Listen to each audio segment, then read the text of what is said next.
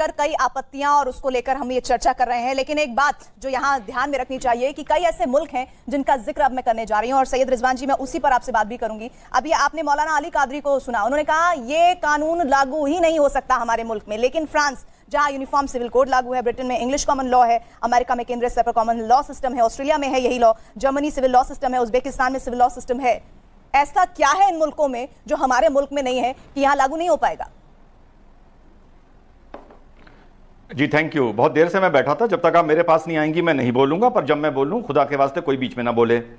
पहले मैं थोड़ी अपनी बात कर लूं। एक साहब ने, भाई ने कहा कि सबका कंसेंसस होना चाहिए, सबसे बात होनी चाहिए, पंचायत होनी चाहिए, है ना। और ये सब जो भाई हैं ये संविधान की बात करते हैं, और मैं भी बदकिस्मती या खुशकिस्मती से वकील हूं और पर्सनल लॉ और क्रिमिनल जस्टिस सिस्टम में ही मैंने पीएचडी की है।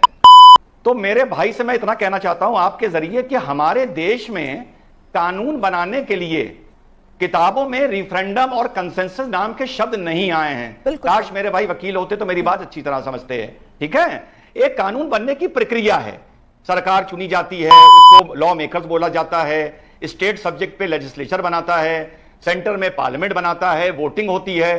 कुछ चीजों के लिए 2/3 वोट चाहिए जहां पे संविधान में बदलाव लाना है, कुछ चीजों के लिए नहीं चाहिए। तो रिफरेंडम होना चाहिए, पंचायत होनी चाहिए, है ना, और किसी स्टेडियम में बैठ के चर्चा होनी चाहिए, दुकान लगनी चाहिए। ये बड़ी नादान बातें हैं, इनसे बचना चाहिए। संविधान इसकी इजाजत नहीं देता है।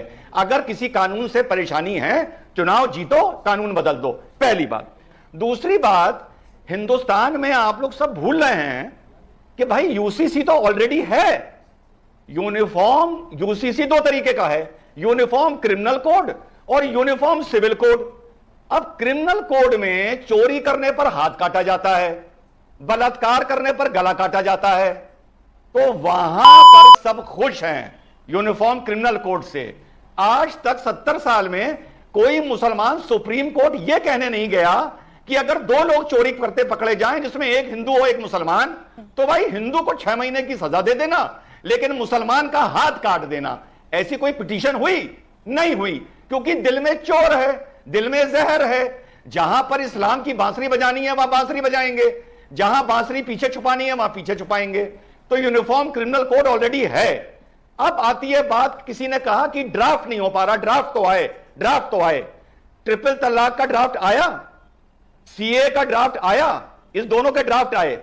2 चीजों के मैडम ड्राफ्ट नहीं आए, एनआरसी का ड्राफ्ट नहीं आया और यूसीसी का नहीं आया। लेकिन इन चारों चीजों में कॉमन चीज क्या है? कॉमन है हमारे वर्ग का विरोध। ड्राफ्ट आए तो विरोध, ना आए तो विरोध, सरकार पार्लियामेंट से बनाए तो विरोध, सुप्रीम कोर्ट बनाए तो विरोध। तो एक कहावत है, वो मैं पूरी बोलना नहीं चाहता, हाथी को अपनी चाल चलने दीजिए। अब इसके आगे का बोलूंगा तो लोग नाराज हो जाएंगे। हाथी चला अपनी चाल, विरोध कर रहे हैं, करने दीजिए। इनके विरोध को अब सुनता कौन है और पूछता कौन है? टूटी फूटी ये चीज है। अब इनके ना खरीदार हैं, ना इनसे किसी को सौदेबाजी करनी है। विरोध कर करके इन्होंने अपना इतना बुरा हाल कर लिया है। वो भेड़िया वाली कहानी सुनी होगी ना, भेड़िया आया, ये हर चीज में विरोध करते हैं। तो इनके विरोध को सीरियसली मत लीजिए, टाइम खराब करते हैं हम लोग इन लोगों की बात करके। सैयद जी, आप लोग सिर्फ विरोध के लिए विरोध कर रहे हैं, उसमें ताकत नहीं है, उसमें कोई तर्क नहीं है।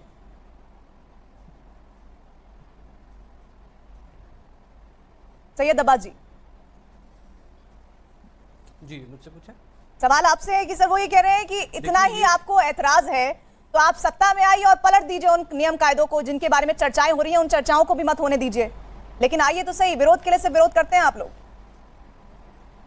देखिए, संविधान में ये दिया गया है कि इसके लिए सरकार प्रयत्न करे, लेकिन कहाँ प्रयत्न हो रहा है? ये मीडिया की डिबेट में बैठ के ये साहब बताएंगे कि आप विरोध नहीं कर सकते। ये संविधान में कहाँ लिखा है कि आप विरोध नहीं कर सकते अपने अधिकारों के लिए? हम अगर ये बात कह रहे हैं कि आप अगर हम ये कह रहे हैं कि आप उन्होंने ये नहीं कहा कि आप विरोध नहीं कर सकते, वो कह रहे हैं कि आपके विरोध में दम नहीं है। आप विरोध आपके तर्क जो है वो ऐसे झूठे से लगते हैं। अधिकार है, अगर हमारे संवैधानिक मूल्यों का हनन होगा तो हम विरोध करेंगे। हर नागरिक विरोध करेगा, किसी के भी संवैधानिक मूल्यों का हनन होगा। ये मसला हिंदू मुसलमान का है नहीं, तो हिंदू मुसलमान की बात क्यों कर रहे हैं? इसमें क्या सिर्फ जो पर्सनल लॉज है आप देश लोहिया में, जी वो को सिर्फ क्या मानते कि नहीं मुसलमानों मानते? को लेकर के है, क्या और संप्रदायों के नहीं है, क्या नॉर्थ ईस्ट के नहीं है, शेड्यूल ट्राइब्स के नहीं है? तो पर्सनल लॉज की बात है, उस पर कंसेंसस बनाने की अगर बात हो रही है तो इसमें गलत क्या है, पहली बात। दूसरी बात, अगर समानता की बात होती है तो मुझे लगता है हमारे देश में जो इनकम की इनइक्वालिटी, उसको लेकर के सरकार को समानता लानी चाहिए। आज हमारे देश का जो धन है 58% धन 10% लोग, 1% लोग कंट्रोल करते हैं, उसमें समानता होनी चाहिए। शिक्षा की समानता हमारे देश में होनी चाहिए, स्वास्थ्य सेवाओं को लेकर के समानता होनी चाहिए। 10,100 लोगों के ऊपर एक डॉक्टर है हमारे देश में, इसको लेकर के कब सुधार होगा, कब समानता होगी? अमीर आदमी तो महंगे अस्पतालों में जाकर के इलाज करा लेता है, गरीब के लिए कब अच्छा स्वास्थ्य उपलब्ध होगा? क्योंकि ऐसे मुद्दों पे बात ना हो, इसलिए इस तरह के मुद्दों को लाया जाता है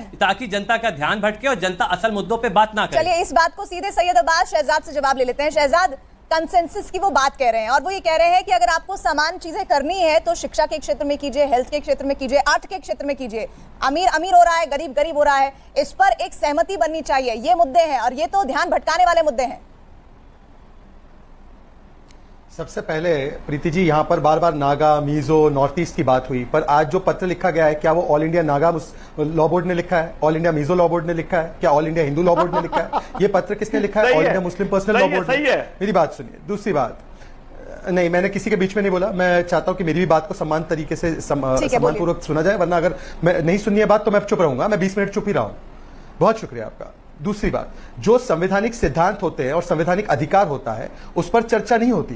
कल ये कहेंगे कि आर्टिकल 14 को लागू करना चाहिए, नहीं करना चाहिए, इस पर चर्चा हो, मतलब समानता का अधिकार जो है वो उसको लागू करने के लिए अब चर्चा होगी क्या? चर्चा हो चुकी है, वो संविधान में आ चुका है। चर्चा आर्टिकल 44 पे हो चुकी है, वो चर्चा संविधान में आ चुका है। अब इसको लागू करने पर कोई चर्चा नहीं हो सकती। हाँ, पर जब इसको लागू किया जा रहा है तब इसके मसौदे पर निश्चित रूप से ड्राफ्ट बनेगा, तब उस पर सबकी राय ली जाएगी। अगर आपको ड्राफ्ट में कोई कमी नजर आती है तो आपको भी बात रखने का मौका मिलेगा। परंतु जो ड्राफ्ट देखा नहीं है, जो ड्राफ्ट बना नहीं है, जो बच्चा पैदा हुआ नहीं है, उसका विरोध किस आधार पर कर रहे हैं कि ये एंटी मुस्लिम है? क्या आपने कोई प्रावधान देखा है? तीसरी बात मैं आपसे पूछना चाहता हूं, देखिए यहां पर सती प्रथा थी, वो हटाई गई।